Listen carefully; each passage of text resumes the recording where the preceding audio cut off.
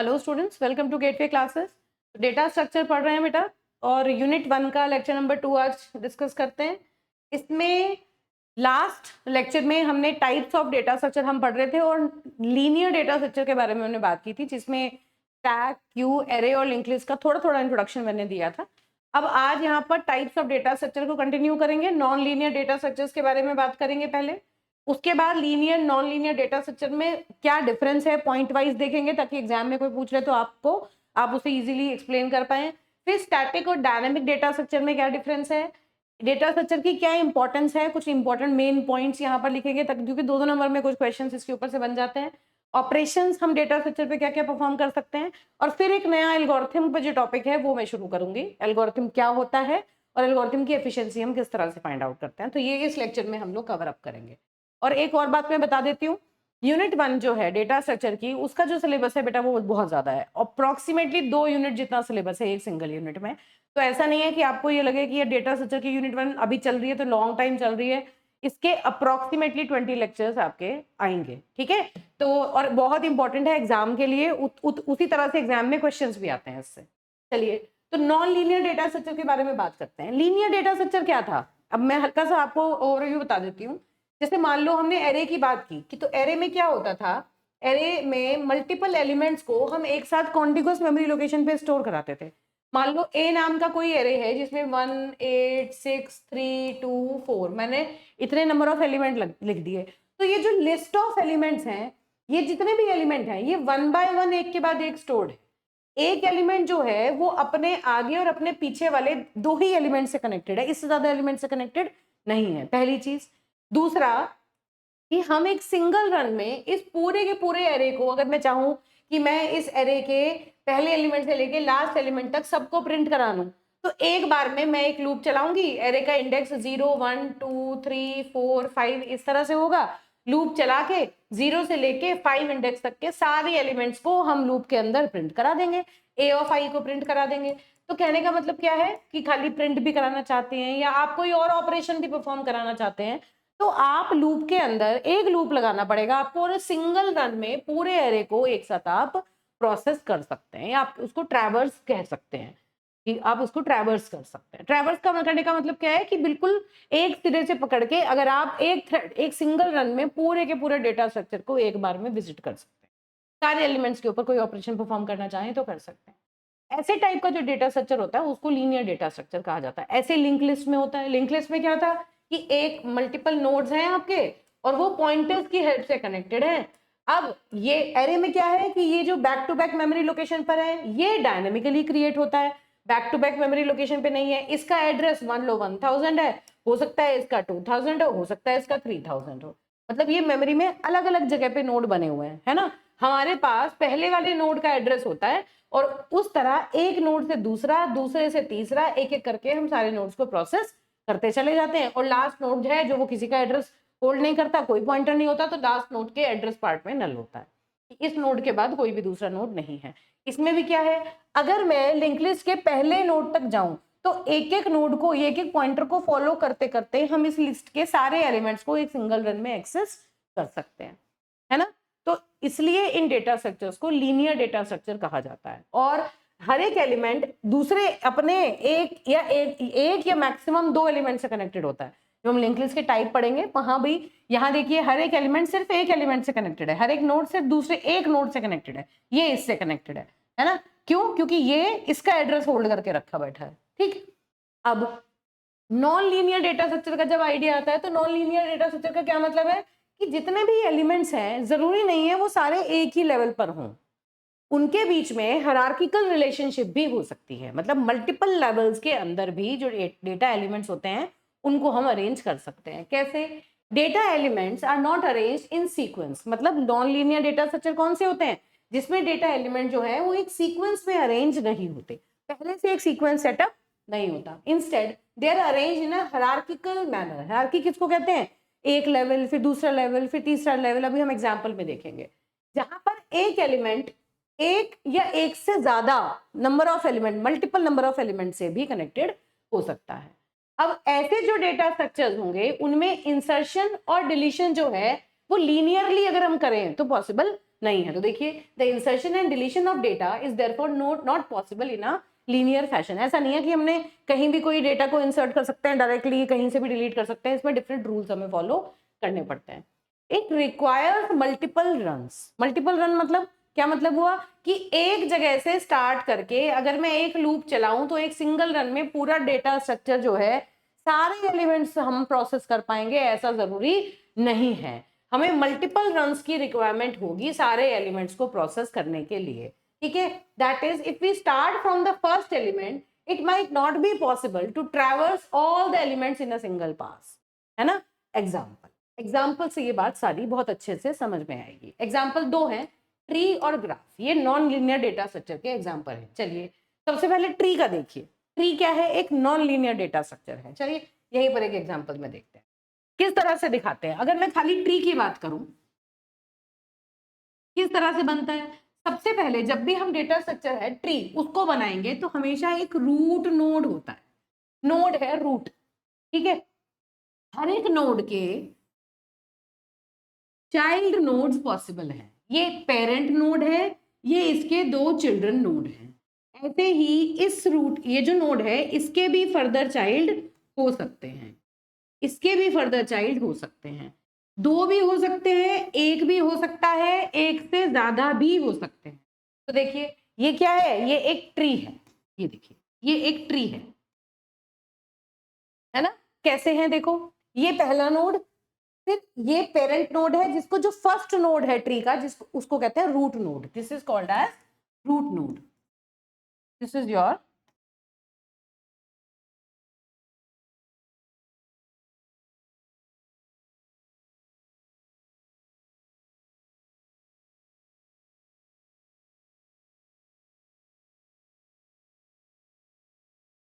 Check करती हूँ कुछ प्रॉब्लम हो रही है।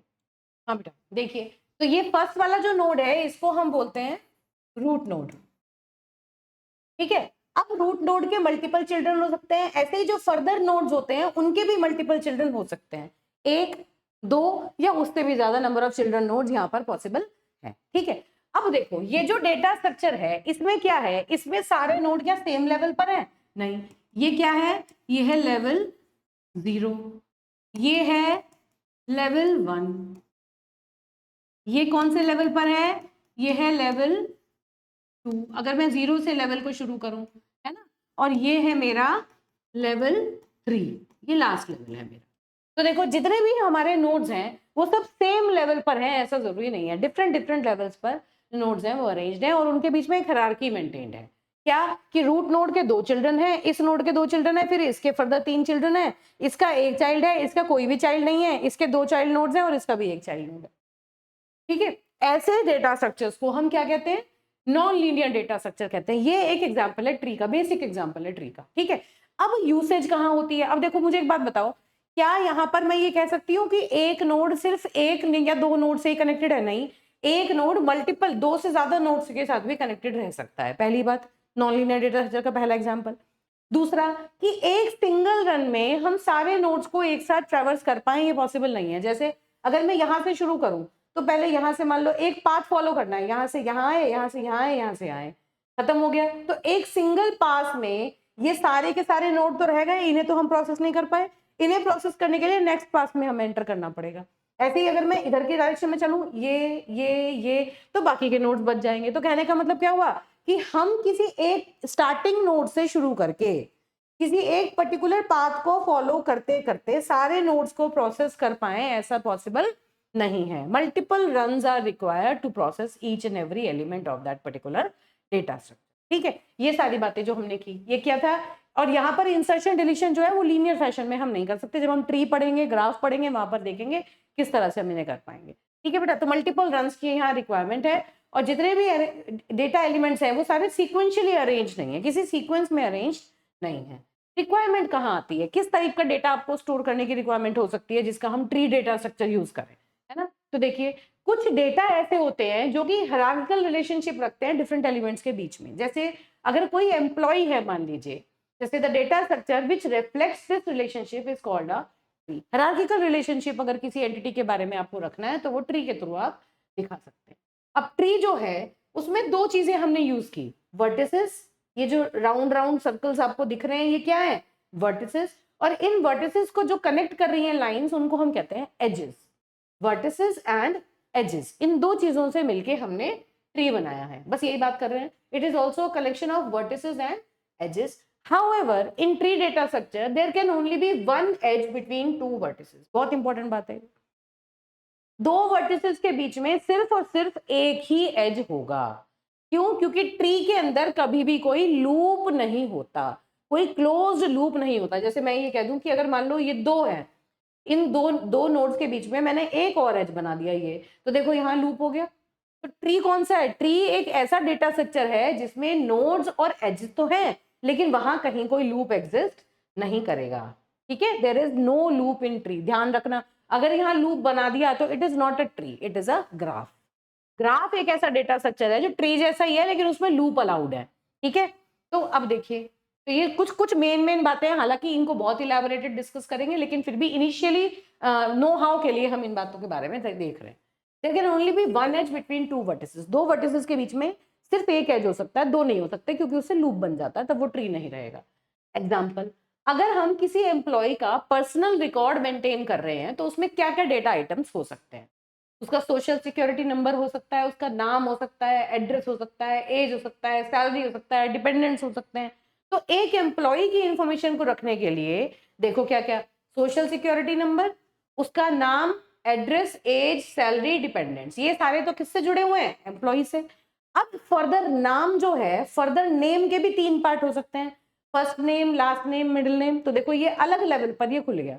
ऐसे ही नेक्स्ट लेवल पर एड्रेस की अगर मैं बात करूं तो एड्रेस में स्ट्रीट का नंबर और एरिया, ये दो डिटेल हो सकती हैं। अब एरिया जो है वो भी फर्दर एक्सप्लोर कर सकते हैं, सिटी, स्टेट, पिन कोड या जिप कोड, ये सारी चीजें हम इसमें लिख सकते हैं। तो ये इसका क्या मतलब हुआ कि एक चीज की इंफॉर्मेशन रखने के लिए जितना भी उसका डेटा है वो डेटा हायरार्किकल वे में हम मेंटेन करना चाहते हैं, क्योंकि अगर किसी को एम्प्लॉय का नेम एक्सेस करना है तो वो नेम तक जाए और फिर फर्दर एक्सेस करके उसका फर्स्ट नेम, लास्ट नेम और मिडिल नेम को एक्सेस कर सकता है। Such kind of information is efficiently stored using these non-linear data structure. ठीक है, तो मुझे लगता है ये बात समझ में आ गई होगी। This is the best example to explain this non-linear data structure. ये क्या है? ये देखो ट्री है ना? कैसे है ट्री?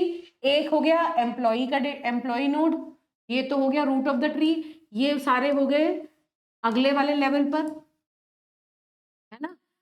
फिर इसके बाद ये आ गए आपके नेक्स्ट लेवल पर। तो this is the tree, that's it, दिख रहा है ना? किसी एक पर्टिकुलर नोड के एक चाइल्ड नोड भी हो सकता है और मल्टीपल चाइल्ड नोड भी हो सकता है। तो इस तरह से ट्री डेटा स्ट्रक्चर का एग्जांपल यहाँ से आप सिंपल लैंग्वेज में दे सकते हैं इनिशियली समझने के लिए। अब ग्राफ क्या है? ग्राफ किस तरह से, यहीं पर देखो, चलो थ्योरी तो बाद में देख लेंगे, कहाँ पर यूजफुल होता है। देखो मान लो यहाँ पर हमने क्या कर रखा है, ये है लॉस एंजलिस, शिकागो, अलग अलग हमने सिटीज के नाम लिखे हुए हैं, है ना? और हम ये शो करना चाहते हैं कि देखिए, data sometimes contain a relationship between pair of elements which is not hierarchical in nature. जरूरी नहीं है कि hierarchical ही हो। क्या होता है? एग्जाम्पल के लिए, कोई एयरलाइन है जो कि दो सिटीज के बीच में फ्लाई करती है ना? कोई एयरलाइन है जिसके जो एरोप्लेन हैं जो या जो एयर सर्विस प्रोवाइड करती है वो दो सिटीज के बीच में करती है, उन सिटीज को लिंक करती है। तो जिन जिन सिटीज को लिंक करती है उन सिटीज के आगे हमने यहाँ पर ये दिखाने के लिए कि किन किन सिटीज के बीच में वो एयरलाइन वर्क करेगी, उसके लिए हमने इस तरह से उन्हें ये जो रिलेशनशिप है उनके, उसको रिफ्लेक्ट करने के लिए इस तरह से बना दिया। ये क्या है? एक graph. This data structure is called as graph. तो देखिए, the data structure which reflects this type of relationship is called as graph. इसमें भी क्या है? नोड्स हैं या वर्टिसेस हैं, ये सारे आपके क्या है? ये वर्टिसेस हैं, दीज आर वर्टिसेस। और these vertices are connected using edges, different edges का यूज करके ये vertices को कनेक्ट करते हैं। फायदा क्या है इसका कि ये जो ग्राफ है इसको किस तरह से दिखा सकते हैं आप? सिंप्लीफाई कर लो इसको, मान लो इस तरह से मैं कोई ग्राफ बना दूं, ये नहीं कोई और ग्राफ मान लीजिए, मैंने ऐसे बना दिया, ये लो ऐसे मैंने ग्राफ बना दिया, है ना? इसमें क्या है? 1 2 3 4 5 एजेस, 5 वर्टिसेस हैं और these many number of edges are there. तो ये इसमें ग्राफ का फायदा क्या हुआ कि इसके जितने भी ये नंबर ऑफ वर्टिसेस हैं, जितने भी एजेस हैं, हम ये पता कर सकते हैं कि मान लो इसका नाम है ए, ये है बी, ये है सी, ये है डी, ये है ई। ए से अगर मैं ए पर हूं तो ए से बी, ई, डी, सी सब पर जाने का मिनिमम डिस्टेंस कितना होगा, ये मुझे फाइंड आउट करना है। मान लो है ना। मुझे ऐसा चाहिए कि मुझे ऐसा पाथ चूज करना है जो ए से मैं किसी भी नोड पर जाऊं तो मुझे मिनिमम डिस्टेंस मिल जाए। बी तक जाने का सबसे छोटा रास्ता, मिनिमम कॉस्ट वाला रास्ता, ए से ई तक जाने की सबसे मिनिमम कॉस्ट, ए से डी तक जाने की मिनिमम कॉस्ट, ए से सी तक जाने की मिनिमम कॉस्ट, ये सारी चीजें हमें फाइंड आउट करनी पड़ती है। ऑप्टिमाइज करने के लिए अपनी यूसेज को, एप्लीकेशंस को हम ग्राफ्स का यूज करते हैं। ये भी नॉन लीनियर डेटा स्ट्रक्चर है। तो अब देखो ग्राफ एक्चुअली, जब अभी से पहले हमने ट्री पढ़ा ना, ट्री क्या होता है? ट्री एक ऐसा डेटा स्ट्रक्चर है जो हायरार्किकल रिलेशनशिप बताता है ना। ट्री का ही एक्सटेंडेड फॉर्म है ग्राफ। अगर मैं इसी ग्राफ में से लूप्स हटा दूं, मतलब ग्राफ, ट्री बेसिकली क्या है? ट्री एक ऐसा ग्राफ है जिसमें कोई लूप नहीं है।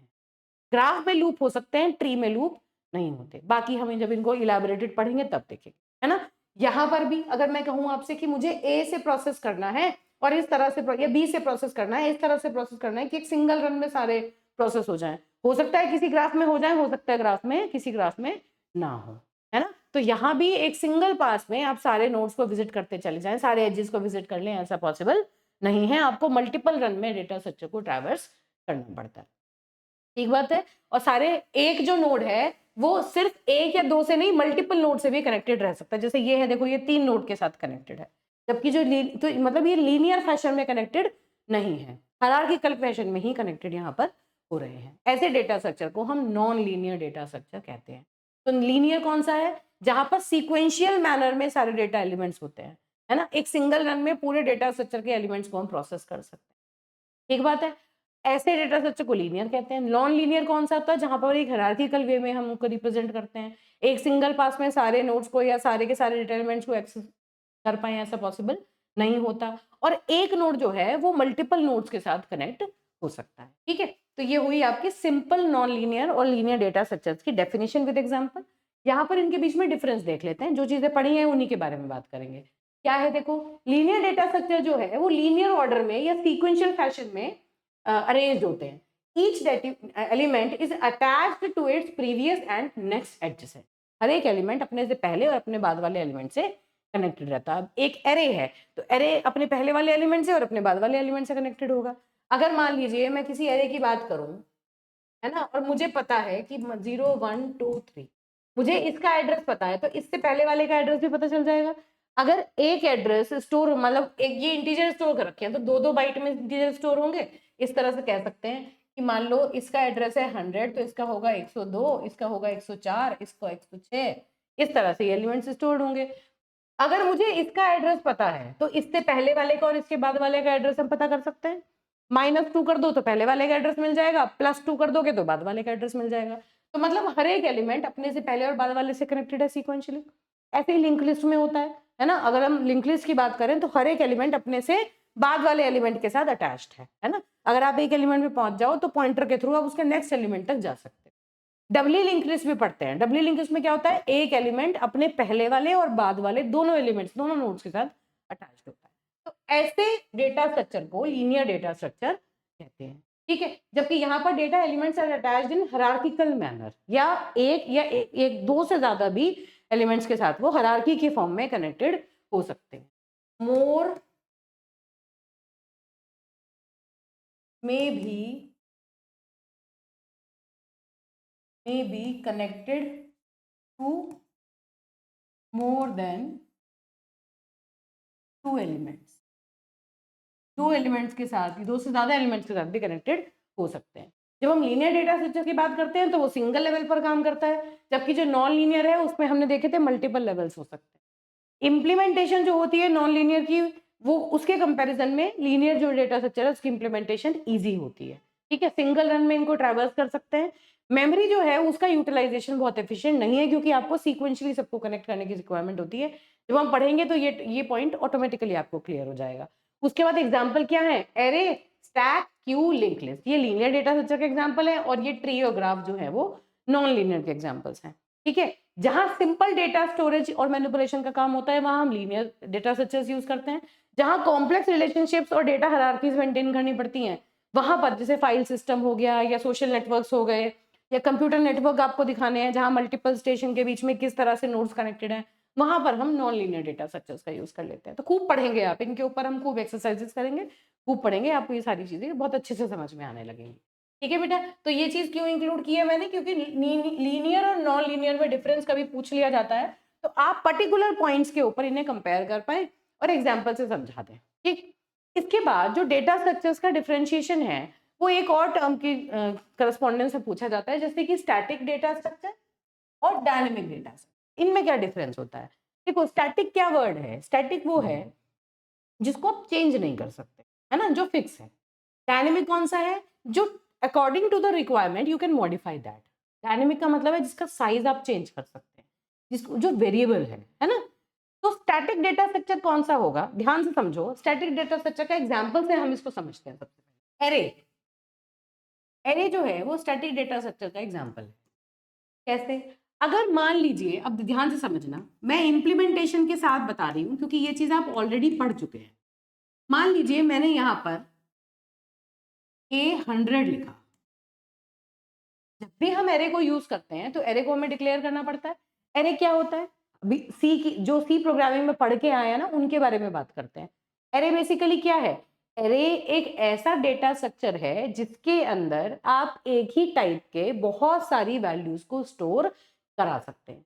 कितनी वैल्यूज को स्टोर करा पाएंगे मैक्सिमम, ये आपको पहले से बताना पड़ता है।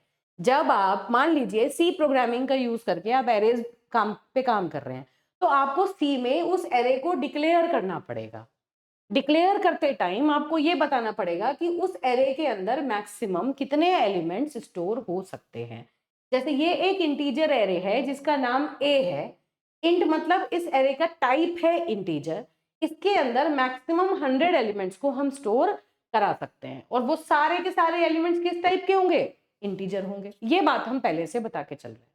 ठीक है, तो अब क्या होगा, जब ये कोड आप कंपाइल करेंगे, जब आप अपना प्रोग्राम लिखेंगे और आपका प्रोग्राम कंपाइल होगा तो कंपाइलर क्या करेगा? एक 100 एलिमेंट्स का एरे क्रिएट कर देगा। कितने एलिमेंट्स का एरे क्रिएट करेगा? 100 एलिमेंट्स का। 100 एलिमेंट्स का एक एरे क्रिएट हो जाएगा, मतलब इसको 100 एलिमेंट्स को जो है वो टोटल मेमोरी एसोसिएट हो जाएगी। टोटल नंबर ऑफ एलिमेंट्स कितने होंगे? 100 इंटू 2, मतलब 200 बाइट्स जो होंगे वो एलोकेट हो जाएंगे। हम ये मान के चल रहे हैं लेट इंटीजर टेक्स 2 बाइट्स। हम ये मान के चल रहे हैं, मान लो 16 बिट कंपाइलर की बात हो रही है तो एक इंटीजर 2 बाइट में अगर स्टोर होता है तो 100 एलिमेंट्स का मैंने एरे क्रिएट कर दिया, तो यहाँ इसमें 100 मल्टीप्लाइड बाई 2, क्योंकि एक इंटीजर 2 बाइट लेगा तो 100 इंटीजर मैक्सिमम सेव करा सकते हैं, तो 200 बाइट हमने पहले से इसके लिए रिजर्व करके रख दी है। अब जब हम इस प्रोग्राम को रन करेंगे, हो सकता है कि मान लीजिए हमने यूजर से पूछा कि बताइए भाई कितने नंबर ऑफ एलिमेंट्स आपको चाहिए। जब आप काम करना चाहते हैं, एरे बनाना है आपको, तो आपको कितने एलिमेंट्स एक लिस्ट के अंदर डालने हैं। मान लो यूजर ने n की वैल्यू दे दी 10, मतलब यूजर ये कह रहा है कि जो साइज होगा एरे का वो 10 होगा, मुझे 10 इंटीजर के ऊपर काम करना है। हमने क्या किया यहाँ पर? हमने, क्योंकि हमें ये स्टैटिक मेमोरी एलोकेशन करता है, जब भी हम किसी वेरिएबल को डिक्लेयर करते हैं कंपाइलर को पहले से उसको मेमोरी एलोकेट करा के रखनी पड़ती है। एग्जीक्यूशन से पहले ही हमने ये मेमोरी एलोकेट करा के रख दी। अब एग्जीक्यूशन के टाइम पर हमने यूजर से पूछा कि बताओ तुम्हें कितने एलिमेंट्स स्टोर करने हैं, तो यूजर ने मान लो कहा कि मुझे 10 एलिमेंट स्टोर करने हैं। तो बताओ जरा, 1 2 3 4 5 6 7 8 9 और 10, इतने एलिमेंट्स मान लो यूजर ने यूज कर लिए, तो इतने एलिमेंट यूज हो गए। ये सारा का सारा डेटा, जो ये जो स्पेस था वो यूजर ने कंज्यूम कर लिया। बाकी का जो रिमेनिंग है, इसके आगे का जितना भी स्पेस बचा वो सारा का सारा तो वेस्ट हो गया। आपने पहले से 200 बाइट आपने एलोकेट करके रख रखे हैं, जबकि यूजर ने कहा कि सिर्फ मुझे 10 एलिमेंट स्टोर कराने हैं, तो 10 एलिमेंट के लिए जितनी स्पेस थी मतलब 20 बाइट। 10 एलिमेंट का मतलब 20 बाइट जो थे वो आपने यूटिलाइज करे, और बाकी के बचे हुए कितने बचे? 200 माइनस 20, मतलब 180 बाइट्स जो हैं वो आपने आउटराइटली वेस्ट कर दिए, सीधे सीधे, है ना।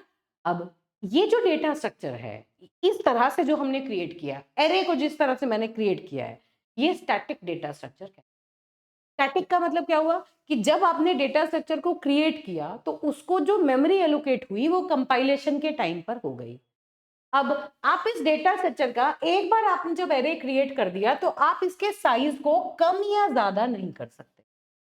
अगर मान लीजिए आपने 100 एलिमेंट्स यहाँ पर 100 एलिमेंट का एरे बना लिया और यूजर ने इसकी वैल्यू यहाँ पर 101 दे दी, तो उस केस में आप एफिशिएंटली 101 एलिमेंट्स को 100 एलिमेंट्स की स्पेस में स्टोर नहीं कर पाएंगे। आपका जो प्रोग्राम होगा वो मिसबिहेव करेगा, अनएक्सपेक्टेड रिजल्ट्स देगा, है ना। तो इसका मतलब क्यों? क्योंकि आप इस एरे के साइज को इंक्रीज नहीं कर सकते। अगर ज्यादा नंबर ऑफ एलिमेंट आपको स्टोर कराने पड़े तो वो आप करा नहीं पाएंगे। अगर कम नंबर ऑफ एलिमेंट जैसे कि हमने यहाँ देखा स्टोर कराने पड़े तो बहुत सारा स्पेस आपका वेस्ट हो जाएगा। तो ऐसे डेटा स्ट्रक्चर को हम स्टैटिक डेटा स्ट्रक्चर कहते हैं, जिसको कंपाइलेशन के टाइम पर कंपाइलर जो होता है वही मेमोरी एलोकेशन का काम करा देता है, और एग्जीक्यूशन के टाइम पर हम उस जो एलोकेटेड मेमोरी है उसके लिए उसको कम या ज्यादा नहीं कर सकते। हम जो अलॉटेड मेमोरी है उसके साइज को चेंज नहीं कर सकते, ना तो हम साइज को इंक्रीज कर सकते ना ही हम उस साइज को डिक्रीज कर सकते, क्योंकि वो जो मेमोरी एलोकेशन होता है वो एग्जीक्यूशन के टाइम पर नहीं हो रहा है। वो जो मेमोरी एलोकेशन है वो कंपाइलेशन के टाइम पर हो रहा है। एक बार जो कोड कंपाइल हो गया उसकी मेमोरी फिक्स हो जाती है। ऐसे डेटा स्ट्रक्चर को स्टैटिक डेटा स्ट्रक्चर कहते हैं। तो इस तरह से जो हम एरे क्रिएट करते हैं वो एक स्टैटिक डेटा स्ट्रक्चर का एग्जांपल है। अब पढ़िए, such as arrays have a fixed size. इस एरे का साइज फिक्स कर दिया हमने, and are allocated at compile time, है ना। मेमोरी जो होती है वो कंपाइल टाइम पर इन्हें एलोकेट हो जाती है। This means that their memory size can not be changed during the program execution. Index based access to elements is fast. ऐसे वाले जो डेटा स्ट्रक्चर होते हैं ना, इनकी एक्सेस फास्ट होती है। क्यों? क्योंकि हमें पता है, मान लो मैंने एरे बना दिया, ये मैंने एक एरे बनाया, इस एरे में इंडेक्स होंगे 0 1 2 3 4 5 6 एंड सो ऑन। तो अगर मुझे किसी एक पर्टिकुलर एलिमेंट को एक्सेस करना है, मान लो पूरे का नाम ए है, तो इस एलिमेंट को हम डायरेक्टली एक्सेस कर लेंगे इंडेक्स के थ्रू, है ना। पूरे के पूरे डेटा स्ट्रक्चर का नाम तो हमने दे दिया ए तो पूरे का नाम है, लेकिन इस पूरे डेटा स्ट्रक्चर के अंदर जितने भी एलिमेंट्स हैं, अगर मैं डायरेक्टली किसी एलिमेंट को एक्सेस करना चाहूं तो वो इसके इंडेक्स के थ्रू हम उसको डायरेक्टली एक्सेस कर सकते हैं। तो एक्सेस जो होती है वो इनकी फास्ट होती है। Index based access to elements is fast and efficient since the address of the element is known. हमें पता है कि एड्रेस ऑफ द एलिमेंट कैसे होगा। अभी हम देखेंगे जब हम वन डायमेंशनल एरे में पढ़ाऊंगी आपको, तो हम एड्रेस कैलकुलेशन फॉर्मूला भी देख सकते हैं।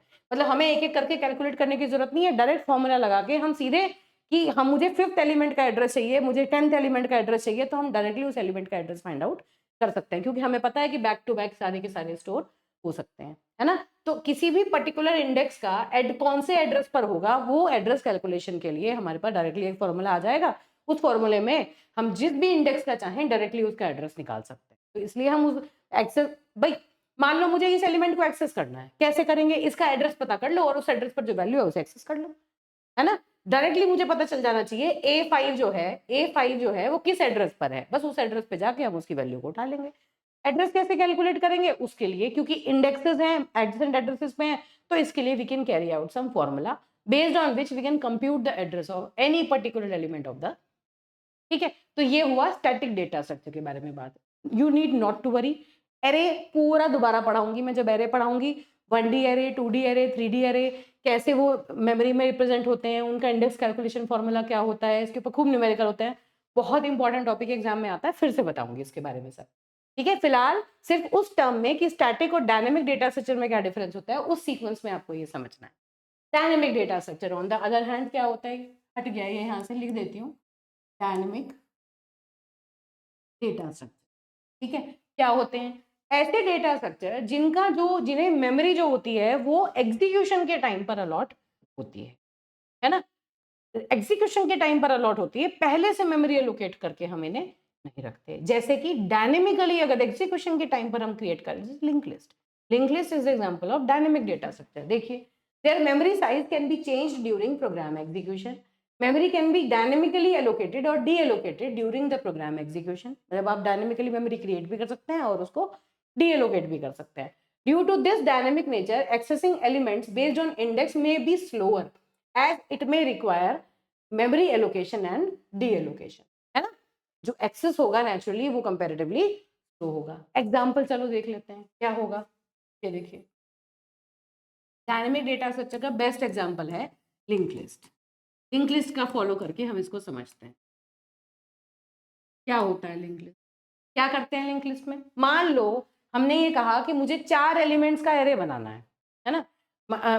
मैं ये कहूँ कि हम लिंक लिस्ट यूज नहीं कर रहे, एरे यूज कर रहे हैं, तो हमें नहीं पता कि यूजर कितने एलिमेंट का एरे बनाना चाहता है ना। तो हम क्या करेंगे, अपनी तरफ से मैक्सिमम साइज का एरे डिक्लेयर कर देंगे, एक मेमोरी एलोकेट करा के छोड़ देंगे। अब यूजर अगर उसके अंदर एलोकेट कराता है उतने उससे कम नंबर ऑफ एलिमेंट्स उसे रिक्वायर्ड है तो काम कर जाएगा, ज्यादा होंगे तो प्रॉब्लम आएगी। तो यहाँ पर हम क्या कह रहे हैं कि हम क्या करें कि पहले से हम एलोकेट करा के ना रखें। तो लिंक लिस्ट एक ऐसा डेटा स्ट्रक्चर है कि जैसे जैसे नंबर ऑफ एलिमेंट, जितने नंबर ऑफ नोड्स की रिक्वायरमेंट रहेगी, जितने नंबर ऑफ एलिमेंट्स की रिक्वायरमेंट रहेगी, उतने एलिमेंट्स के करस्पॉन्डिंग हम यहाँ पर नोड क्रिएट कर लेंगे। मान लो मुझे 4 एलिमेंट्स यहाँ पर रिक्वायर्ड है, तो मैंने क्या करना है, यहाँ पर 4 नोड क्रिएट कर लेने इस तरह से। आगे मैं वही बात कहूंगी, पढ़ेंगे इसको भी हम। अब ये जो चारों नोड क्रिएट हुए ये अलग अलग मेमोरी लोकेशन पे क्रिएट होंगे, ऐसा नहीं है कि सेम मेमोरी लोकेशन पे क्रिएट हो रहे हैं। मान लो इसकी मेमोरी लोकेशन है 100, मान लो ये कहीं हुआ 200 एड्रेस पे, ये 300 एड्रेस पे, ये 400 एड्रेस पे। सीक्वेंशियल नहीं हो सकता है, अलग भी हो, चलो इसको चेंज कर लो। ये लो, मान लो ये 300 है और ये 200 है, ठीक है। ऐसा मत सोचना कि ये इंक्रीजिंग ऑर्डर में ही होंगे। अब हर एक नोड के 2 पार्ट होते हैं, एवरी नोड हैज 2 पार्ट्स।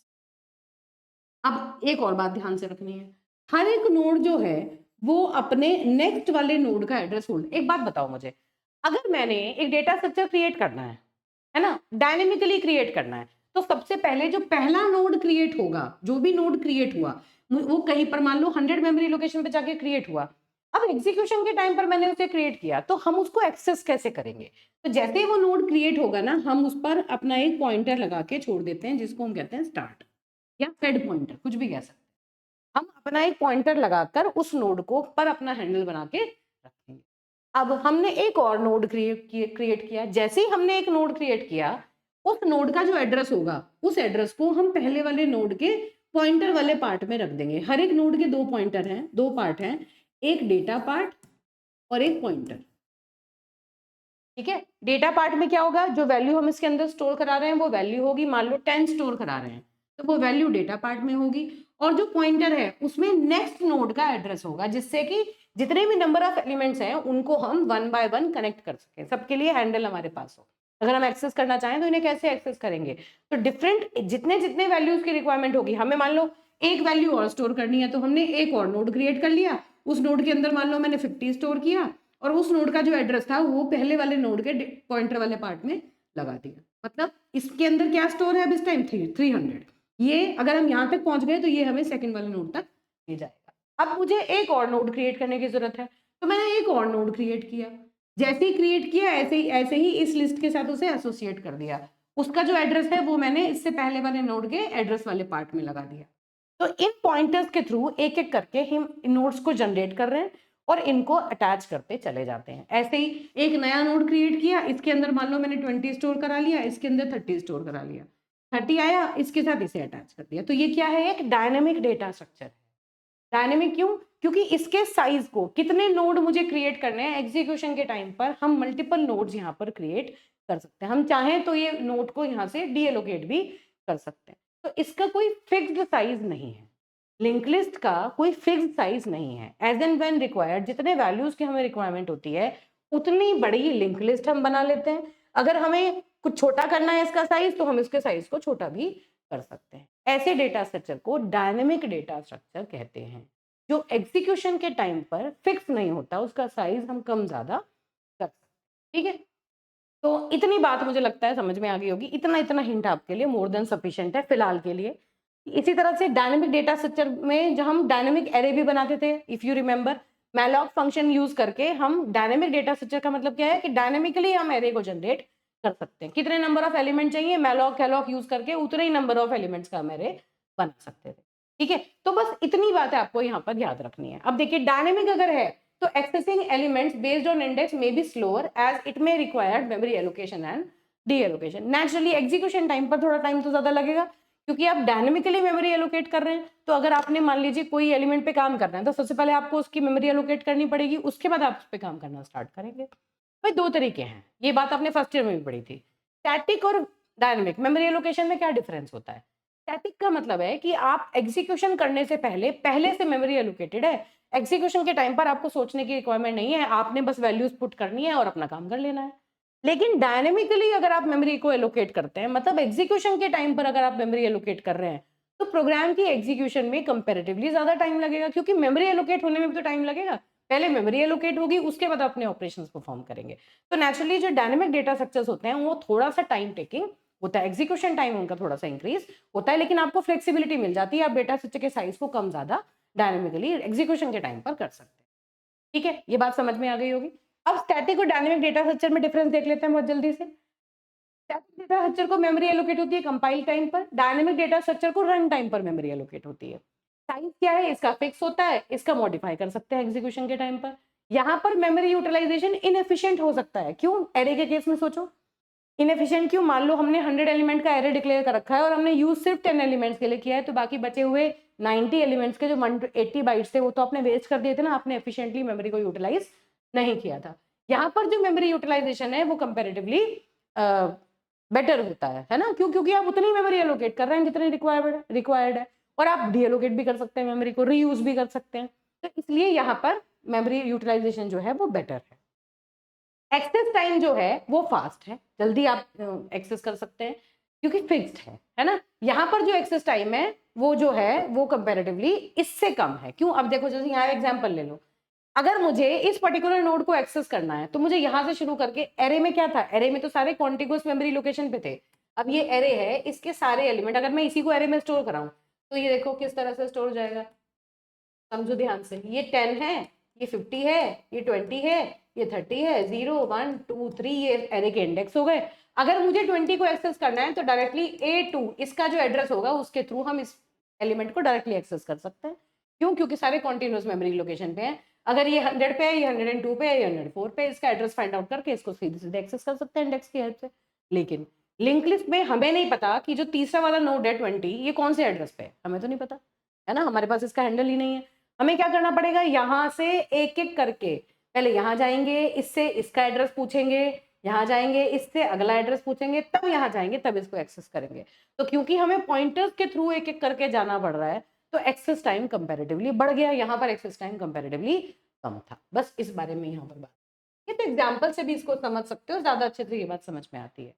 तो देखिए, access time is faster as it is fixed, access time may be slower due to indexing and pointer usage. ठीक है, एरे एग्जाम्पल है, इसका एग्जाम्पल है लिंक लिस्ट। इतनी बात मुझे लगता है समझ ही आ गई होगी। अब चलते हैं आगे, चलिए। नेक्स्ट होता है आपका इंपॉर्टेंस ऑफ डेटा स्ट्रक्चर। कोई आपसे पूछ ले कि आप डिफरेंट टाइप के डेटा स्ट्रक्चर्स क्यों पढ़ रहे हैं, है ना? क्या बेनिफिट है, क्या जरूरत है डेटा स्ट्रक्चर को पढ़ने की? ऑल्दो लेक्चर 1 में मैंने इसके बारे में थोड़ा सा हिंट दिया था, लेकिन कुछ पॉइंट्स मैंने यहाँ पर लिखे हैं जो इंपॉर्टेंट है, जो आपको याद रखने हैं। क्या है? एफिशिएंट डेटा एक्सेस कराने के लिए पहला इंपॉर्टेंट पॉइंट है, डेटा एक्सेस एफिशिएंट हो उसके लिए हमें मल्टीपल टाइप के डेटा स्ट्रक्चर्स की जानकारी होनी जरूरी है। कैसे? डिफरेंट डेटा स्ट्रक्चर्स हैं जो कि अलग अलग टाइप के डेटा एक्सेस के लिए डिजाइन किए गए हैं। जैसे कि एरे जो है, देखो हम, अब बहुत सीधी बात है भाई, हम एरे भी पढ़ेंगे, लिंक लिस्ट भी। अब देखो practically array, link list, tag, Q, tree, graph सब यूज हो रहे हैं। अगर कोई एक दूसरे पे कंप्लीटली बेटर होता तो नेचुरली जो खराब होता उसको तो ऑब्सोलीट कर देते, उसे कोई यूज ही क्यों करता, है ना? यूज हो रहा है, इसका मतलब कोई ना कोई दूसरे के ऊपर बेनिफिट दे रहा है ना, तभी तो वो एग्जिस्ट कर रहा है। तो इसका मतलब हर एक डेटा स्ट्रक्चर का कुछ बेनिफिट है, कुछ डिसएडवांटेज है।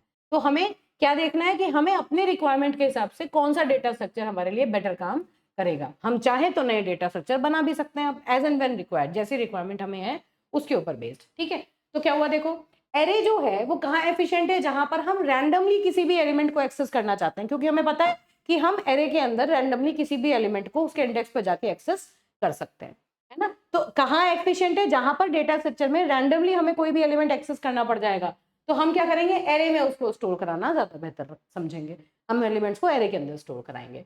जबकि लिंक लिस्ट जो है वो कहाँ एफिशिएंट है, सीक्वेंशियल एक्सेस के लिए। अगर आपको एक 1 बाय 1 एक्सेस करना है, उस केस में बेटर है कि आप लिंक लिस्ट यूज कर लें। क्यों? क्योंकि यहाँ पर जो स्पेस है वो एफिशिएंट है कंपैरेटिवली एरे के कंपैरिजन में। तो choosing right data structure can significantly improve the speed of data retrieval and manipulation. आप सही डेटा स्ट्रक्चर यूज करेंगे तो आपको जो रिक्वायर्ड होगी, मान लीजिए आपको, आप चाहते हैं कि मुझे इंसर्ट डिलीट करने में मुझे ज्यादा नंबर ऑफ ऑपरेशन ना इंसर्शन डिलीशन करने हैं, तो उस केस में आप लिंक लिस्ट बनाओ, क्योंकि लिंक लिस्ट में इंसर्शन और डिलीशन जो होता है किसी भी नए नोड का वो इजी होता है एज कम्पेयर टू एरे। ठीक है, अगर मुझे ज्यादा नंबर ऑफ ऑपरेशन, मान लो मुझे कोई काम करना है, उसमें मुझे 10 ऑपरेशन ऐसे करने हैं कि मुझे एक एलिमेंट को डायरेक्टली एक्सेस करना है, तो उस केस में लिंक लिस्ट के थ्रू मुझे सीक्वेंशली जाना पड़ेगा। इससे बेहतर है कि मैं एरे यूज कर लूं, क्योंकि ज्यादा नंबर ऑफ ऑपरेशन वो है जो एरे में एफिशिएंट होता है। एरे में क्या एफिशिएंट ज्यादा है, किसी भी एलिमेंट को रैंडमली एक्सेस करना चाहें तो एरे ज्यादा बेटर है, अगर सीक्वेंशियली चलना है तो लिंक्ड लिस्ट ज्यादा बेटर है। तो अगर हमें ऐसे ऑपरेशन ज्यादा करने हैं जिनमें सीक्वेंशियल एक्सेस की जरूरत है तो लिंक्ड लिस्ट यूज करेंगे, अगर ऐसे ऑपरेशन ज्यादा करने हैं जिसमें डायरेक्ट एक्सेस की रिक्वायरमेंट है तो एरे यूज करेंगे, है ना। तो हमें जब तक डेटा स्ट्रक्चर्स के बारे में जानकारी नहीं होगी, ये हम कैसे डिसाइड कर पाएंगे कि कौन सा डेटा स्ट्रक्चर हमारे लिए बेटर है। तो ये बात मैंने आपको पहले भी बताई थी कि आप किसी भी प्रॉब्लम का सोल्यूशन बना लेते हैं, उसको एल्गोरिथम कहते हैं। लाइन बाय लाइन सोल्यूशन आपने डिजाइन कर लिया, क्या वो एल्गोरिथम किसी प्रोग्रामिंग लैंग्वेज के ऊपर डिपेंडेंट है? नहीं। क्या वो इंप्लीमेंट करा आपने? अभी नहीं करा।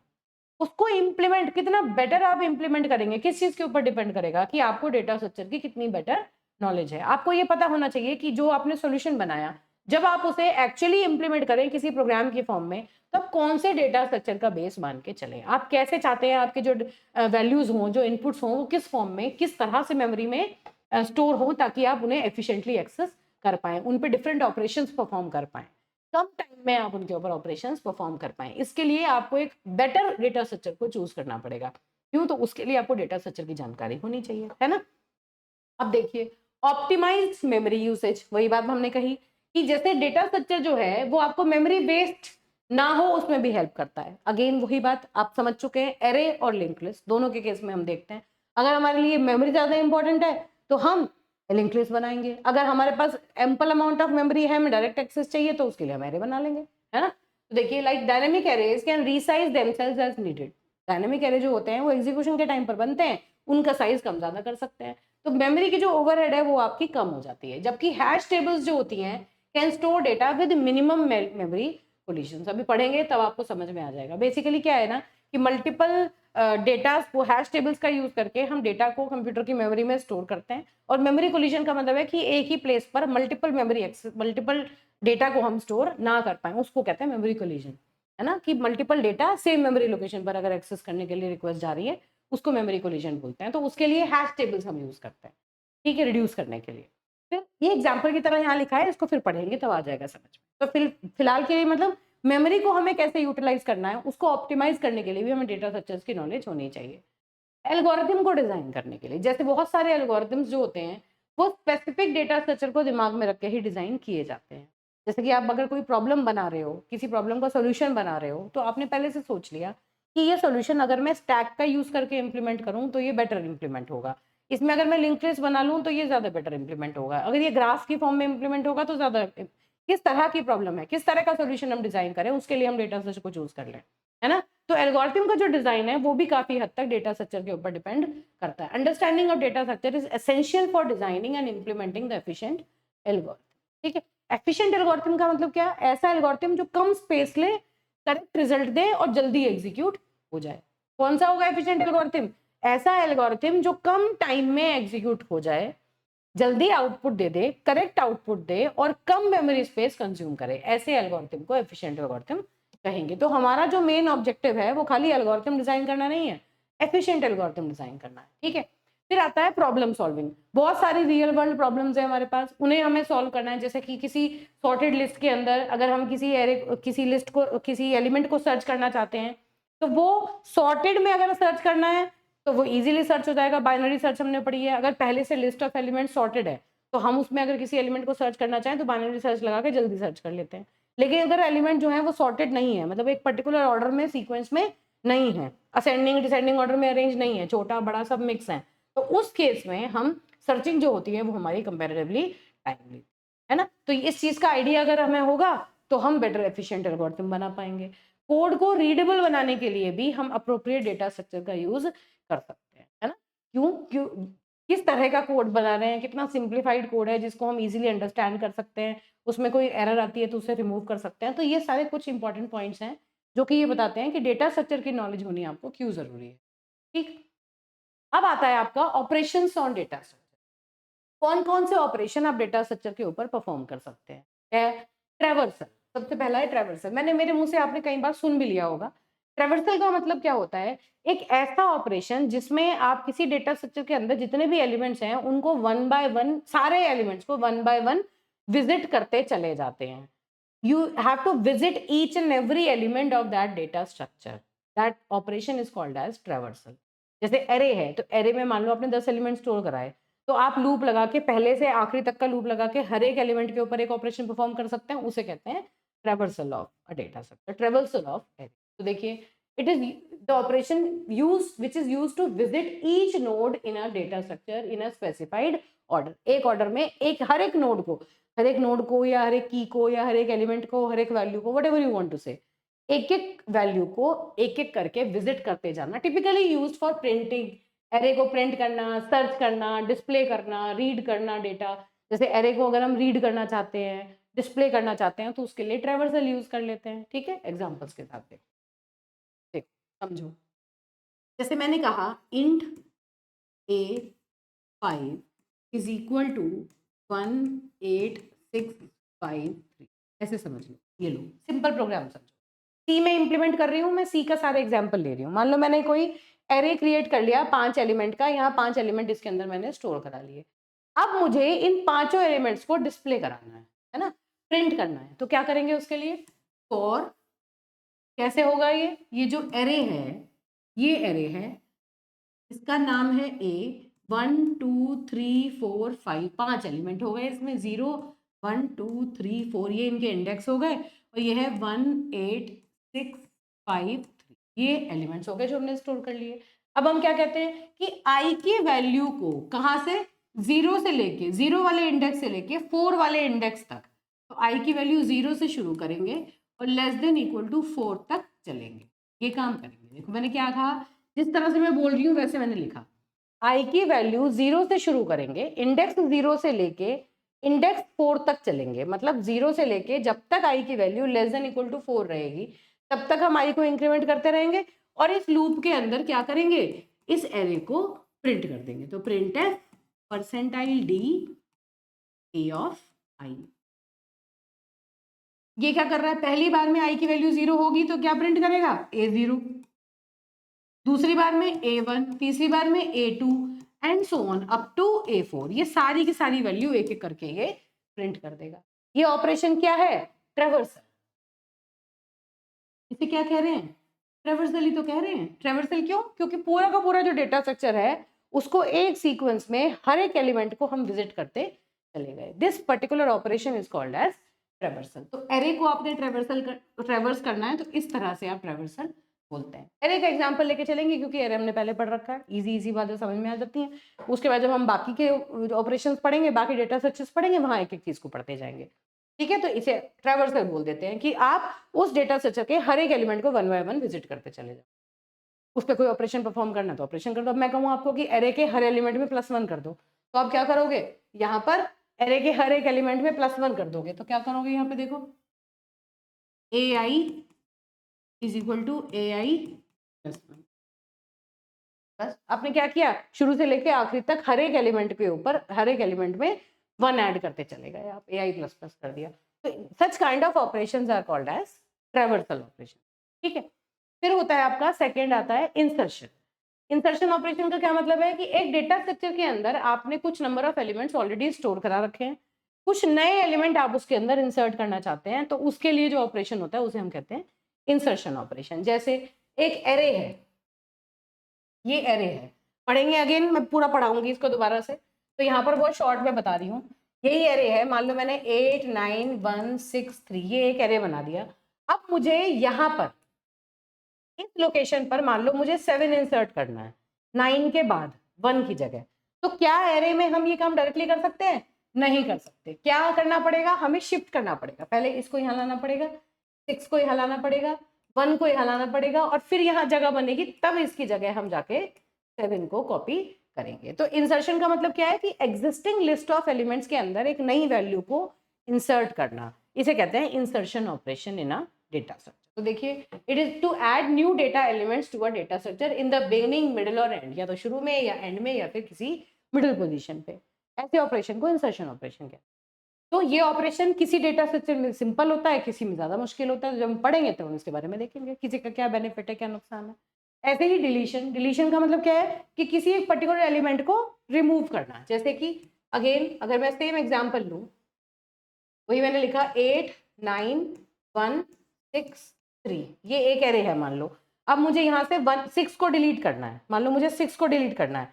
तो 6 को डिलीट करने के लिए मुझे इस 3 को पहले यहाँ पर कॉपी करना पड़ेगा, तब हम इस 6 को यहाँ से डिलीट करें। ठीक है, तो डिलीशन का मतलब क्या हुआ कि किसी भी एक पर्टिकुलर एरे के अंदर से या किसी डेटा स्ट्रक्चर से एक की एलिमेंट को रिमूव करना, उसको कहते हैं डिलीशन ऑपरेशन। एरे के केस में अगर हम डिलीट करेंगे तो हमें जो इसके बाद के एलिमेंट्स हैं उनको इधर की तरफ शिफ्ट करना पड़ेगा। इंसर्ट करेंगे तो राइट पे शिफ्ट करके पहले स्पेस बनाना पड़ेगा, तब इंसर्ट करेंगे। डिलीट कर रहे हैं तो उसको लेफ्ट में शिफ्ट करना पड़ेगा। ठीक है, फिर आता है सर्च ऑपरेशन। सर्च ऑपरेशन का मतलब बेटा देखो, ये चीजें बस अभी मैं सिर्फ एक बता रही हूँ, इनके सारे ऑपरेशंस, प्रोग्राम, एल्गोरिथम, एग्जांपल सब दोबारा डिस्कस होंगे। ठीक है, डिलीशन ऑपरेशन का मतलब समझ में आ गया होगा। सर्च करने का मतलब क्या है कि किसी डेटा स्ट्रक्चर के अंदर अगर आपको कोई एलिमेंट सर्च करना है कि वो एग्जिस्ट कर रहा है या नहीं, तो उस ऑपरेशन को क्या कहते हैं? सर्चिंग कहते हैं। सॉर्टिंग का मतलब क्या है कि उसके अंदर डेटा स्ट्रक्चर में जो भी वैल्यूज आपने स्टोर करी, जो भी एलिमेंट्स आपने स्टोर करे हैं, उनको एक पर्टिकुलर ऑर्डर में अरेंज करना, असेंडिंग ऑर्डर या डिसेंडिंग ऑर्डर में अरेंज करना, वो जो प्रोसीजर होता है उसको हम सॉर्टिंग कहते हैं। पढ़ चुके हैं एरे के ऊपर sorting, bubble sort, selection sort first year में पढ़े थे, वही हम इलैबोरेटेड यहाँ पर एडिशनल और सॉर्टिंग टेक्निक्स देखेंगे।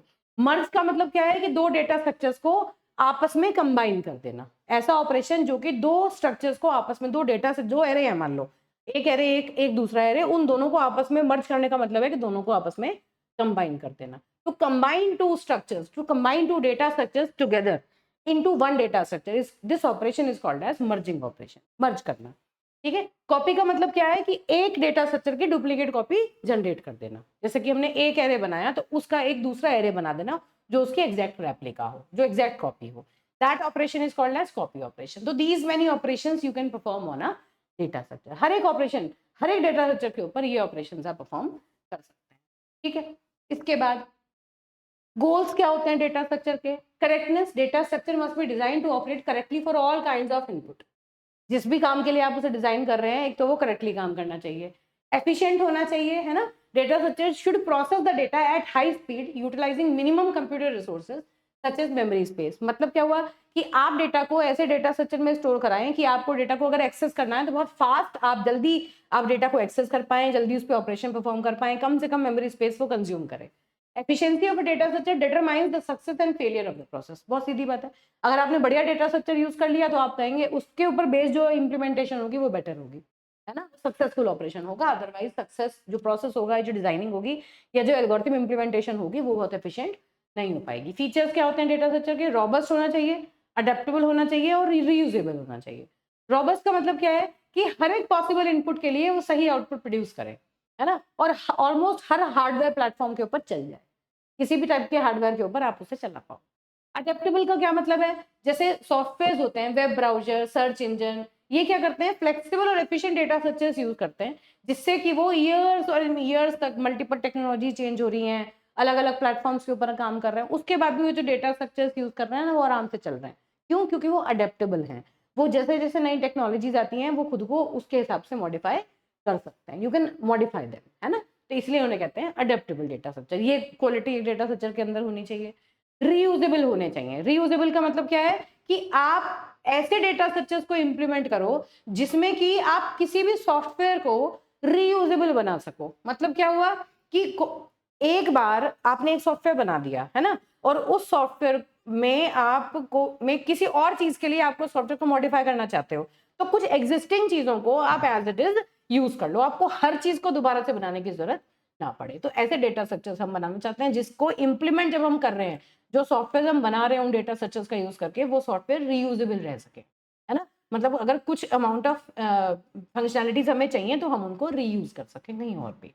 तो ये मेन मेन चीजें हैं, और डाली मैंने क्यों है, क्योंकि ये कुछ पॉइंट्स ऐसे होते हैं जिनके ऊपर 2-2 नंबर में क्वेश्चंस पूछे जा सकते हैं। तो बस आपको रीड आउट करना है, इनको आपको रटना नहीं है, ठीक है। सिर्फ ये जो स्लाइड है, goals of data structure, importance of data structure, ये आपके नॉलेज में, मतलब आप जो पर्पस है मेरा वो ये है कि दिमाग में मैं ये फीड कर दूं कि डेटा स्ट्रक्चर की क्या इंपॉर्टेंस है। इंटरव्यू में भी ये चीज बहुत बार पूछी जाती है कि what is the requirement of a data structure, why do we need a data structure. उस चीज को एक्सप्लेन करने के लिए आपको इन चीजों का नोहा होना जरूरी है। फिर अब हमारा नेक्स्ट टॉपिक आता है डेटा स्ट्रक्चर, उसका basic introduction, that is over, ठीक है। अब हम एंटर कर रहे हैं नेक्स्ट पार्ट में, जहां पर हम पढ़ेंगे एल्गोरिथम क्या होता है, एल्गोरिथम की क्या कैरेक्टरिस्टिक्स होती हैं, और किसी भी एल्गोरिथम को हम कैसे एनालाइज करते हैं। एनालाइज करने मतलब कि कैसे उसकी एफिशिएंसी को निकालते हैं, कितना एफिशिएंट है, ये बातें हम पढ़ेंगे। तो अगला जो टॉपिक है वो है एल्गोरिथम। क्या होता है एल्गोरिथम? देखो, अगर हम किसी भी प्रॉब्लम का सॉल्यूशन फाइंड आउट करने की कोशिश करते हैं तो दो तरीके हैं। या तो आप प्रॉब्लम का सॉल्यूशन सीधे अपने सिस्टम पे बैठ जाओ और उसके लिए कोड करना स्टार्ट कर दो, प्रोग्राम बनाना आपने शुरू कर दिया, ठीक है। बस अब फायदा क्या होगा, उस प्रोग्राम को आप एग्जीक्यूट कर रहे हो, जब आप उस प्रोग्राम को एग्जीक्यूट करोगे तो वो प्रोग्राम नेचुरली मेमोरी स्पेस लेगा, आपके रिसोर्सेज लेगा। अब वो करेक्टली काम नहीं कर पाए, आप उसे मॉडिफाई करते रहोगे। तो एक बेटर अप्रोच ये कहती है कि आप पहले एक काम करो, एक पेन पेपर पे उस प्रॉब्लम को सॉल्व करने के लिए मैनुअल एक सॉल्यूशन बना लो, line by line, efficient solution अपनी लैंग्वेज में लिखो। ऐसा सॉल्यूशन, ऐसा स्टेप बाय स्टेप प्रोसीजर उस प्रॉब्लम को सॉल्व करने के लिए जो किसी पर्टिकुलर प्रोग्रामिंग लैंग्वेज पर डिपेंडेंट ना हो, मतलब जिसको आप डायरेक्टली इंप्लीमेंट नहीं कर सकते, उसको हम कहते हैं एल्गोरिथम। तो एल्गोरिथम क्या है? A step by step procedure in a certain order to get the desired output. जो काम आपको करना है वो काम करने के लिए आपने स्टेप बाय स्टेप एक प्रोसेस बना लिया, सॉल्यूशन बना लिया, उसको हम एल्गोरिथम कहेंगे। वो किसी प्रोग्रामिंग लैंग्वेज से इंडिपेंडेंट है, किसी प्रोग्रामिंग लैंग्वेज पे डिपेंडेंट नहीं है, ठीक है। अब वो जो प्रॉब्लम का सॉल्यूशन आपने बनाया एल्गोरिथम की फॉर्म में, उसमें क्या क्या कैरेक्टरिस्टिक्स होने चाहिए उनके बारे में देखते हैं। इंपॉर्टेंट है, एग्जाम में पूछ लिए जाते। क्या कैरेक्टरिस्टिक्स होने चाहिए? हर एक एल्गोरिथम में एक इनपुट होना चाहिए, है ना। वो भी सब हो सकता है आप कोई इनपुट ना भी दे, लेकिन एटलीस्ट वन इनपुट में it should have either zero input और वन इनपुट और more than one input also, है ना।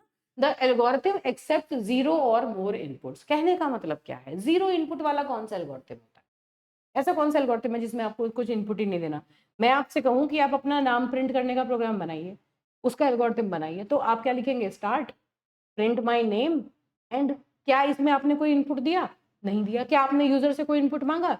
नहीं मांगा, है ना। तो मतलब क्या हुआ कि आप ऐसे एल्गोरिथम बना सकते हैं जिसमें कोई भी इनपुट आप एल्गोरिथम को ना दें, प्रॉब्लम में कोई इनपुट एक्सेप्ट ना करें। लेकिन क्या कोई एल्गोरिथम बना सकते हैं जो आउटपुट ना दे? नहीं। एल्गोरिथम एटलीस्ट एक आउटपुट तो देगा ही देगा, वरना आपको पता कैसे चलेगा आपने काम क्या किया, ठीक है। तो जो भी एल्गोरिथम होता है, ये इंपॉर्टेंट कैरेक्टरिस्टिक है, एल्गोरिथम जो होता है वो जीरो इनपुट एक्सेप्ट करेगा या ज्यादा भी एक्सेप्ट कर सकता है, लेकिन algorithm should produce at least one output. हर एक एल्गोरिथम कम से कम एक आउटपुट तो प्रोड्यूस करेगा ही करेगा, जिससे ये पता चलेगा कि that algorithm has terminated and it has produced the desired result, ठीक। फिर उसके बाद होता है आपका फाइनाइटनेस। फाइनाइटनेस का क्या मतलब है? फाइनाइट किसको कहते हैं? मतलब जो इनफाइनाइट ना हो। फाइनाइट का मतलब क्या हुआ कि कुछ pre defined number of steps में इट वुड टर्मिनेट। आपने एक बार एल्गोरिथम डिजाइन किया, एल्गोरिथम आपका स्टार्ट हुआ, लेकिन ऐसा नहीं है कि वो स्टार्ट होने के बाद कभी एंड ही नहीं हो रहा, वो इनफाइनाइट लूप में फंस गया, इनफाइनाइटली चलता रहेगा। कहीं कोई ऐसी कंडीशन आ गई कि वो टर्मिनेट ही नहीं होगा, तो फिर वो ऐसा एल्गोरिथम एक करेक्ट एल्गोरिथम नहीं माना जाता। Algorithm should terminate. एक बार एक एल्गोरिथम का स्टार्टिंग पॉइंट होना चाहिए, एक उसका एंडिंग पॉइंट होना चाहिए, जहां पर वो अपना फाइनल रिजल्ट प्रोड्यूस कर दे और टर्मिनेट हो जाए, है ना। तो algorithm should be a finite solution. तो algorithm terminates after a finite number of steps. ऐसे algorithm को हम finite algorithm कहते हैं, या इस property को कहते हैं finiteness. That is the mandatory property of an algorithm. जरूरी है, algorithm should be a finite one. ठीक है। फिर होता है definiteness. Definiteness का क्या मतलब है? Definite किसे कहते हैं? निश्चित, विदाउट कंफ्यूजन, अनएम्बिगुअस। ये तीनों जो मतलब है वो सेम है।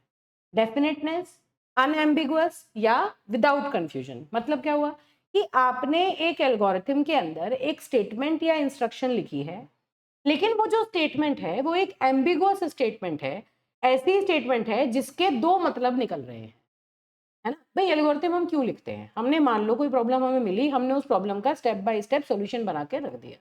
मान लो कोई बंदा आया, उसे उस प्रॉब्लम को किसी प्रोग्रामिंग लैंग्वेज में इंप्लीमेंट करना है, वो क्या करेगा? सॉल्यूशन देखेगा आपका एल्गोरिथम का और उस एल्गोरिथम में पढ़ के उसको किसी लैंग्वेज में इंप्लीमेंट कर देगा। अगर एल्गोरिथम को पढ़ के उस बंदे को कंफ्यूजन हुआ कि ये जो स्टेटमेंट आपने लिखा, इस स्टेटमेंट के तो दो मीनिंग निकल रहे हैं, तो दोनों में से कौन सा सही है, तो इसका मतलब आपका जो एल्गोरिथम है वो एम्बिगुअस एल्गोरिथम है, वो कंफ्यूजन क्रिएट कर रहा है ना। उससे ये समझ में नहीं आ रहा कि अब हमें करना क्या है। जैसे अगर मैं लिखूं, सपोज मैंने लिखा स्टार्ट, है ना, इनपुट ए एंड बी, और फिर मैंने लिखा ऐड या compute c is equal to a plus b, और फिर मैंने लिख दिया प्रिंट, और फिर लिख दिया एंड। तो मुझे ये बताओ, ये पहला, ये दूसरा, ये तीसरा, ये चौथा, ये पांचवा, ये 5 इंस्ट्रक्शन मैंने इस एल्गोरिथम के अंदर लिखी। ये जो मैंने लिखा प्रिंट, इससे मुझे समझ में आ रहा है मुझे क्या प्रिंट करना है। मुझे ए प्रिंट करना है, बी प्रिंट करना है, सी प्रिंट कर रहा है। नहीं समझ में आ रहा है कैसा स्टेटमेंट है, एम्बिगुअस स्टेटमेंट है, इसमें क्लैरिटी नहीं है, इट लैक्स क्लैरिटी। ये नहीं बता रहा कि मुझे क्या प्रिंट करना है। तो एल्गोरिथम में ऐसे स्टेटमेंट्स नहीं होने चाहिए। जो भी एल्गोरिथम में अपने स्टेटमेंट लिखे उनका क्लियर मीनिंग होना चाहिए। यहाँ पर हमें क्या लिखना था, प्रिंट सी। सी लिखो आप, जिससे आपको ये पता चल जाए, जो इंप्लीमेंट करे उसको ये पता चल जाए कि उसको कौन सी वैल्यू को प्रिंट करना है, कौन से वेरिएबल की वैल्यू को उसको फाइनली प्रिंट करना है। ठीक है, तो देखिए each step in the algorithm is unambiguous, means that the action specified by the step does not have multiple meanings and can be performed without any confusion. This property of the algorithm is called definiteness of the algorithm. फिर आता है effectiveness. Algorithm, कौन से algorithm effective होते हैं? देखो efficiency और effective दोनों बातें अलग होती हैं। एफिशिएंट और इफेक्टिव दोनों बातें अलग हैं। एफिशिएंट के ऊपर तो अभी हम बहुत लॉन्ग डिस्कशन करेंगे। इफेक्टिव का मतलब क्या है? इफेक्टिव का मतलब ये है कि आपने किसी प्रॉब्लम को सॉल्व करने के लिए एल्गोरिथम के स्टेप्स लिख दिए, लेकिन वो जो आपने स्टेप लिखे, जो ऑपरेशंस आपने लिखे, जो ऑपरेशन आपने यूज किए सॉल्यूशन बनाने में, वो ऐसे ऑपरेशन हो जो कि इंप्लीमेंट किए जा सके। उनके करस्पॉन्डिंग प्रोग्रामिंग लैंग्वेज में अगर हम प्रोग्राम लिखना चाहें तो वो ऐसे ऑपरेशंस का यूज करके इंप्लीमेंट हो जाए जो एग्जिस्टिंग है ना। ऐसा ना हो कि हम उनका प्रोग्राम ही ना बना पाए। ऐसे ऑपरेशंस यूज करके आप एल्गोरिथम नहीं लिखेंगे। तो ऐसे एल्गोरिथम को इफेक्टिव कहा जाता है जिसमें कि जितने भी ऑपरेशंस आपने यूज किए वो सिंपल ऑपरेशंस यूज करके उसको आप इंप्लीमेंट कर। पढ़िए, it consist of basic instructions that are realisable. Realisable मतलब जिनको आप इंप्लीमेंट कर सके। This means that the instructions can be performed by using the given inputs in a finite amount of. ऐसा सॉल्यूशन मत लिखो जिसको आप इंप्लीमेंट ही ना कर पाओ, जिसको इंप्लीमेंट करने के लिए पॉसिबल ऑपरेशंस हमारे पास अवेलेबल ही ना हो।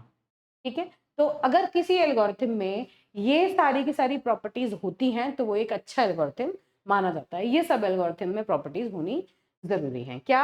इनपुट आउटपुट फाइनाइट होना चाहिए, डेफिनेट होना चाहिए और इफेक्टिव होना चाहिए। ये मिनिमम प्रॉपर्टीज हैं जो कि एक एल्गोरिथम एग्जिबिट करेगा ही करेगा। एग्जाम्पल क्या है? देखिए यही वाली बात है जो मैंने अभी लिखा था। 2 नंबर को ऐड करने के लिए मैंने एक एल्गोरिथम लिख रखा है। ये सिंपल एग्जांपल है किसी भी एल्गोरिथम का। कितने टाइप के एल्गोरिथम होते हैं? मेजरली तो 3 टाइप के एल्गोरिथम होते हैं, सीक्वेंशियल, आइटरेटिव और रिकर्सिव। सीक्वेंशियल एल्गोरिथम कौन से होते हैं? ये लो, चलो समझो। सीक्वेंशियल कौन से हैं? पहला, this is sequential, this is iterative and third one is recursive. बहुत डिटेल में नहीं जाऊंगी, आइडिया आइडिया इनका हम लेंगे। ठीक है, सीक्वेंशियल का मतलब क्या है? मान लो आपने नंबर ऑफ स्टेटमेंट्स लिख रखी हैं, ऐसा एल्गोरिथम जिसमें आपने कुछ नंबर ऑफ स्टेटमेंट लिख रखी हैं, जिस ऑर्डर में आपने ये स्टेटमेंट लिखी उसी ऑर्डर में ये एग्जीक्यूट होती चली जाएंगी। ऑर्डर ऑफ इंस्ट्रक्शन जो है वो एक सीक्वेंस, पहले ये इंस्ट्रक्शन एग्जीक्यूट होगी, फिर ये, फिर ये, फिर ये, फिर ये, वन बाय वन सारी की सारी एग्जीक्यूट होती चली जाएंगी। ऐसे एल्गोरिथम को सीक्वेंशियल एल्गोरिथम कहते हैं। जैसे आपने इंस्ट्रक्शन लिखी उसी सीक्वेंस में वो सारी एग्जीक्यूट हो जाएंगी। आइटरेटिव एल्गोरिथम कौन से होते हैं? जिसके अंदर आपने क्या किया, याद करिए, आपने लूप पढ़े हैं, है ना। जैसे कि हमने यहाँ पर लूप लगा दिया, एक लूप कंडीशन मैंने यहाँ लगा दी और इस लूप कंडीशन के ऊपर मैंने यहाँ पर कुछ सेट ऑफ स्टेटमेंट्स को क्लोज कर दिया।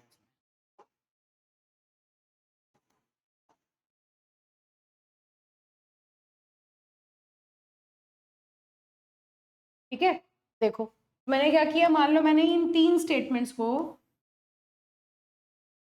आपस में कंबाइन कर दिया। प्रॉब्लम आ रही है।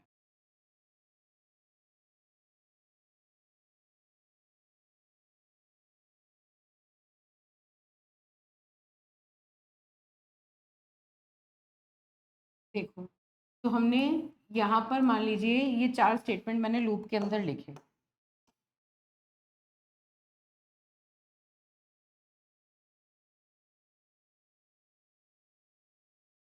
ये लूप के अंदर मैंने स्टेटमेंट्स लिख दिए। अब क्या होगा, जब तक ये कंडीशन ट्रू रहेगी तब तक ये जो स्टेटमेंट्स हैं ये टाइम एंड अगेन एग्जीक्यूट होते रहेंगे, और जब ये पूरे एग्जीक्यूट हो जाएंगे तो हम लूप के बाहर आएंगे। चलिए तो देखो बेटा क्या होता है आइटरेटिव, कि आपने एक लूप लगा दिया, ये देखो ये पूरा का पूरा एल्गोरिथम है, ये जितनी भी इंस्ट्रक्शन है ये सारी सीक्वेंशियली चलेंगी, उसके बाद आपने यहाँ लूप चला दिया, मतलब कि यहाँ आपने कंडीशन लगाई, जब तक ये कंडीशन ट्रू रहेगी ये जो सेट ऑफ स्टेटमेंट्स हैं ये बार बार रिपीटेडली एग्जीक्यूट होते चले जाएंगे। ऐसे एल्गोरिथम्स को क्या कहते हैं? आइटरेटिव एल्गोरिथम्स, जो एक ही कुछ सेट ऑफ स्टेटमेंट्स को बार बार रिपीट करते हैं एक based on a certain condition. ठीक है, लूप पढ़े हैं आपने, वो आइटरेटिव एल्गोरिथम्स के अंदर आते हैं। ऐसे ही control, decision control, selective algorithms भी होते हैं। फिर आ जाते हैं रिकर्सिव एल्गोरिथम। पढ़ा था कैसे? जैसे मान लो हमने कोई फंक्शन लिखा ए, एक ऐसे एल्गोरिथम जो ऐसे फंक्शन हम यूज करें जिसके अंदर उसी फंक्शन को हम दोबारा से कॉल कर लें, ऐसे एल्गोरिथम को रिकर्सिव एल्गोरिथम्स कहते हैं। जैसे एक फंक्शन है, इस फंक्शन की डेफिनेशन में जब हम इस फंक्शन को एग्जीक्यूट कर रहे होंगे उसके बीच में देखो हमने सेम फंक्शन को फिर से कॉल किया, such kind of algorithms are called as recursive algorithms, है ना। हमने कुछ रिकर्सिव प्रोग्राम्स भी बनाए हैं, तो इनके बारे में भी हम डिटेल में बात करेंगे। सीक्वेंशियल और आइटरेटिव की तो बात ही नहीं है, लूप वाले जो एल्गोरिथम्स होते हैं, प्रोग्राम्स होते हैं, वो सारे आइटरेशन में यूज करते हैं। रिकर्शन के ऊपर यहाँ पर बहुत डिटेल में डिस्कशन होगा। क्या होता है रिकर्सिव एल्गोरिथम या क्या होता है रिकर्सिव प्रोसेस? जहां पर कोई एक फंक्शन अपनी डेफिनेशन में अपने आप को ही कॉल करता है, और किस बेसिस पे काम करते हैं कि ये कहाँ यूज होते हैं? जहां हम किसी बड़ी प्रॉब्लम का सोल्यूशन निकालना चाहते हैं, तो सॉल्यूशन निकालने के लिए हम बड़ी प्रॉब्लम को छोटे छोटे सब प्रॉब्लम में डिवाइड करते चले जाते हैं। तब तक डिवाइड करते हैं जब तक वो प्रॉब्लम बहुत छोटी ना रह जाए या उसका ट्रिवियल सॉल्यूशन ना मिले। ट्रिवियल सॉल्यूशन मतलब ऑब्वियस सॉल्यूशन ना मिले। जैसे एग्जांपल मैं आपको याद दिलाती हूँ, अपने फर्स्ट ईयर में मैं फैक्टोरियल का प्रोग्राम बनाया था रिकर्शन से, है ना। वो क्या कहता था कि अगर आपको 5 का फैक्टोरियल निकालना है तो 5 का फैक्टोरियल निकालने के लिए आप 5 मल्टीप्लाइड बाय 4 का फैक्टोरियल निकाल सकते हो। मतलब जैसे क्या कह रहे हैं, आपको निकालना है फैक्टोरियल 5, इसको आप कैसे लिख सकते हो? 5 इंटू फैक्टोरियल 4। 4 को कैसे लिख सकते हो? 4 इंटू फैक्टोरियल 3, है ना। 3 को लिख सकते हो 3 इंटू फैक्टोरियल 2, और 2 को लिख सकते हो 2 इंटू फैक्टोरियल 1। अब 1 का फैक्टोरियल आपको पता है कितना होता है? 1। 2 इंटू 1 क्या होता है? 3। तो ये पूरा का पूरा कंप्यूट होकर 3 यहाँ रिटर्न करेगा। 2 का फैक्टोरियल मिल गया। फिर 3 जो होगा ये क्या होगा? ये दिस इज 3, तो 3 इंटू 3 क्या हुआ? 6। ये 6 कहाँ रिटर्न होगा? यहाँ पर। यहाँ 6 रिटर्न हुआ। 6 इंटू 4 क्या हुआ? 24। ये यहाँ रिटर्न हुआ 24। 24 इंटू 5 क्या हुआ? 120। ये यहाँ रिटर्न हुआ 120। तो होता है 24 5। 24 को 5 से मल्टीप्लाई करो, हाँ 120। ठीक है, तो इस तरह क्या हुआ देखो, एक बड़ी प्रॉब्लम को फैक्टोरियल 5 मुझे निकालना था, तो मैंने इसको 5 से मल्टीप्लाई करके सेम फंक्शन, फैक्टोरियल का अगर हम फंक्शन बनाए तो उसी फंक्शन को, अगर ये n है तो n-1 के ऊपर सेम फंक्शन को कॉल किया। ऐसे ही इसे जब कॉल किया तो 4 इंटू n-1 के ऊपर सेम फंक्शन को कॉल किया। तो अगर मैं फैक्टोरियल को फंक्शन को बना रही हूँ तो फैक्टोरियल के अंदर फैक्टोरियल कॉल किया, इसके अंदर फिर फैक्टोरियल, फिर फैक्टोरियल, फिर फैक्टोरियल, एक एक बार नंबर को -1 करते चले गए। और रिटर्न कब करना शुरू किया? जब वो नंबर 1 आ गया, क्योंकि हमें पता है 1 का फैक्टोरियल तो 1 होता है, तो इसने यहाँ से रिटर्न करना स्टार्ट किया। फिर उसके ऑपोजिट ऑर्डर में वैल्यूज रिटर्न होती चली जाएंगी और फिर फाइनली हमें मेन प्रॉब्लम का सॉल्यूशन मिल जाएगा। इस टाइप के जो एल्गोरिथम्स होते हैं उनको रिकर्सिव एल्गोरिथम कहते हैं। ठीक है, इनको भी बात करेंगे डिटेल में। तो बिल्कुल ये मत समझना कि मैम ने रिकर्सिव एल्गोरिथम बता दिया यहीं खत्म हो गया, नहीं, यहाँ सिर्फ मैंने नाम लिया है टाइप ऑफ एल्गोरिथम। रिकर्शन खूब डिटेल में यहाँ पर हम पढ़ेंगे, क्योंकि हम स्टैक पढ़ेंगे, रिकर्जन पढ़ेंगे, टावर ऑफ हनोई पढ़ेंगे, बहुत इंपॉर्टेंट प्रॉब्लम्स हैं, वो सारे रिकर्जन के ऊपर बेस्ड है, उनको हम यहाँ पर कवर अप करें। ठीक है बेटा, अब आ जाता है आपका एफिशिएंसी ऑफ एल्गोरिथम। बहुत इंपॉर्टेंट है, किसी भी एल्गोरिथम को डिजाइन करते वक्त हमें ये ध्यान रखना है कि वो एल्गोरिथम एफिशिएंट होना चाहिए। एफिशिएंट होने का मतलब क्या होता है कि जब आप एल्गोरिथम को एग्जीक्यूट करें तो उसके एग्जीक्यूशन में कम से कम टाइम कंज्यूम हो, और जब आप उसे मेमोरी में स्टोर करें किसी भी वैल्यू को या एल्गोरिथम को जब आप एग्जीक्यूट करें तो वो कम से कम कंप्यूटर मेमोरी कंज्यूम करे। ऐसे एल्गोरिथम को हम एफिशिएंट एल्गोरिथम कहते हैं। तो देखिए, algorithmic efficiency refers to the evaluation of the speed and resource usage of an algorithm. होती तो बहुत सारी चीजें हैं रिसोर्सेज में, वो कितनी फाइल्स खोल रहा है, कितने टाइम में उन्हें बंद कर रहा है, कितने उसने सीपीयू टाइम उसने कितना लिया, कितनी उसने मेमोरी ले ली, है ना। बहुत सारी चीजें होती हैं which impacts how quickly it can execute given tasks within computing environments। जो अपने उसे रिसोर्सेज दिए हैं उसके अंदर वो कितनी जल्दी अपना आउटपुट दे देगा।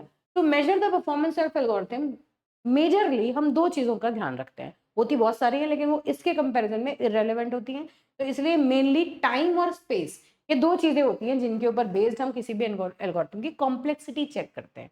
How complex is that algorithm. Complexity का मतलब है कितना टाइम वो ले रहा है और कितना स्पेस वो कंज्यूम कर रहा है। तो परफॉर्मेंस एनालिसिस ऑफ एल्गोरिथम जो होती है वो दो चीजों के ऊपर बेस्ड होती है, टाइम कॉम्प्लेक्सिटी के ऊपर बेस्ड होती है और स्पेस कॉम्प्लेक्सिटी के ऊपर बेस्ड होती है। इनके बारे में डिटेल में बात करेंगे।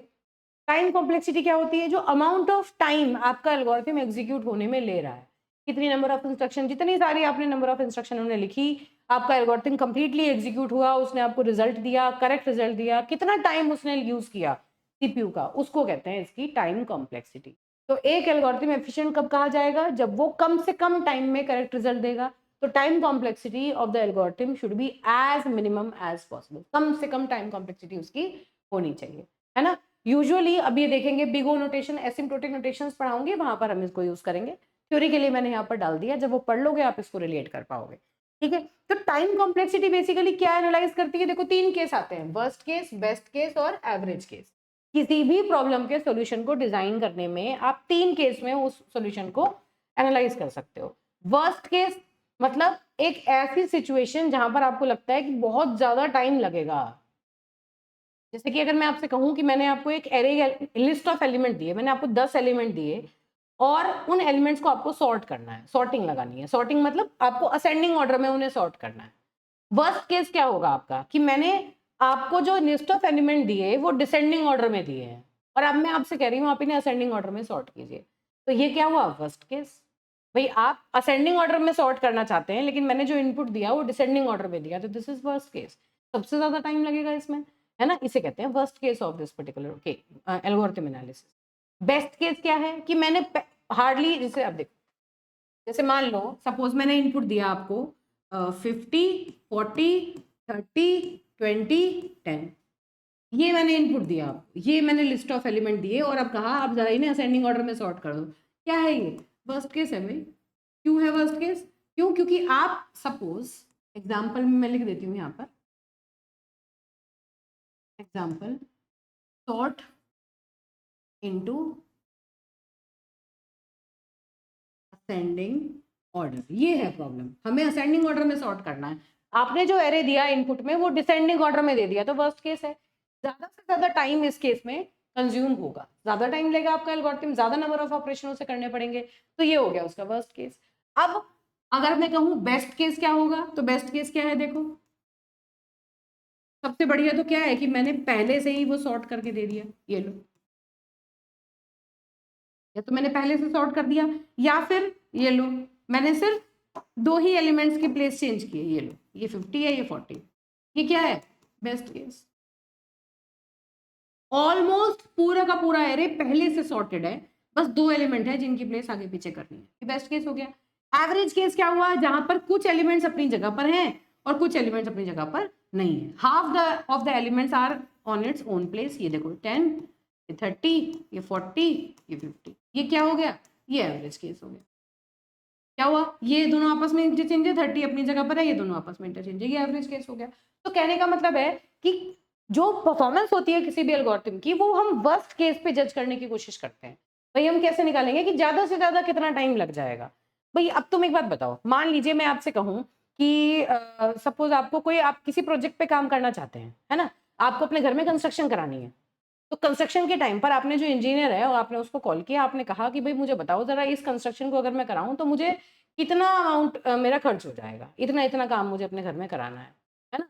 तो दो तीन तरीके हैं, वो क्या बता सकता है। एक तो उसने क्या कहा कि भाई वर्स्ट केस मतलब कि ज्यादा से ज्यादा 10 लाख रुपए खर्च हो जाएंगे आपके, उससे ज्यादा खर्चा इसमें नहीं आएगा। तो क्या है? वर्स्ट केस है ये वर्स्ट केस सिनेरियो है कि ज्यादा से ज्यादा कितने खर्च हो जाएंगे? 10 लाख। तो ये वर्स्ट केस सिनेरियो ये हो गया। एवरेज केस का क्या मतलब है कि दूसरा केस या बेस्ट केस हम क्या कह रहे हैं कि भाई 5 लाख, 5 लाख से ज्यादा खर्च आपके नहीं हो सकते, है ना। 5 लाख पे आपका काम हो जाए, मिनिमम 5 लाख आपके खर्च होंगे, उससे ज्यादा हम मान के चल रहे हैं कितने में काम हो जाएगा। और फिर हमने क्या दिया एवरेज केस कि 7 लाख, 7 लाख के आसपास का जो अमाउंट है वो ना तो कम ना ज्यादा, 7 लाख के आसपास का अमाउंट लगेगा और आपका काम कंप्लीट हो जाएगा। तो इसे बेसिकली ये डिफरेंट सिनेरियोज होते हैं किसी भी एल्गोरिथम को एनालाइज करने के लिए।